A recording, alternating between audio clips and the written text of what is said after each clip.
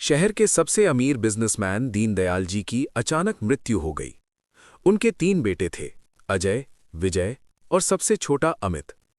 अजय और विजय को सिर्फ अपने पिता की जायदाद में दिलचस्पी थी, जबकि अमित अपने पिता के उसूलों को मानता था। वकील आता है और वसीयत पढ़ता है। वसीयत में लिखा था, मेरी सारी संपत्ति उस बेटे को मिलेगी जो अगले 15 दिन मेरे पुराने गांव वाले घर में बिताएगा, वो भी बिना किसी बैंक बैलेंस और फोन के। तीनों भाई गांव पहुंचते हैं। घर धूल से भरा था, बिजली नहीं थी और छत से पानी टपक रहा था। अजय और विजय चिढ़ने लगे।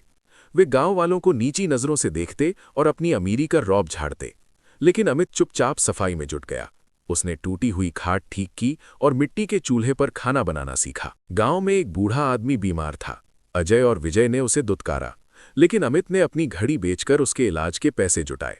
अमित ने देखा कि गांव के बच्चे पेड़ के नीचे पड़ते हैं क्योंकि स्कूल की छत गिर चुकी है। उसने गांव वालों के साथ मिलकर स्कूल की मरम्मत शुरू की। धीरे धीरे पूरा गांव अमित के साथ खड़ा हो गया। उधर अजय और विजय भूख और गर्मी से परेशान होकर 10वें दिन ही शहर भाग गए, ये कहते हुए कि हमें ऐसी सड़ी हुई जायदाद नहीं चाहिए। अमित अकेला उस घर में था। तभी उसे जमीन के नीचे एक पुराना संदूक मिला। उसे लगा शायद इसमें सोना चांदी होगा, लेकिन जब उसने संदूक खोला तो उसमें सिर्फ मिट्टी के कुछ बर्तन और एक पुरानी डायरी थी। डायरी में उसके पिता ने लिखा था, बेटा, मैं भी इसी मिट्टी से उठकर शहर गया था। शहर की चकाचौंध में मैं डर गया था कि कहीं मेरे बच्चे अपनी जड़ें न भूल जाएं। अमित शहर वापस आता है। अजय और विजय वकील के पास पहले से मौजूद थे और जायदाद पर अपना हक जता रहे थे। तभी वकील एक और कागज निकालता है जो अमित के गांव में बिताए गए समय के बाद प्रभावी होना था।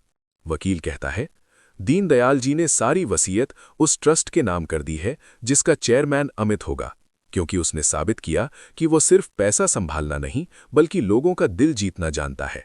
अजय और विजय शर्म से सिर झुका लेते हैं। अमित अपनी पूरी जायदाद का उपयोग गांव के विकास के लिए करता है।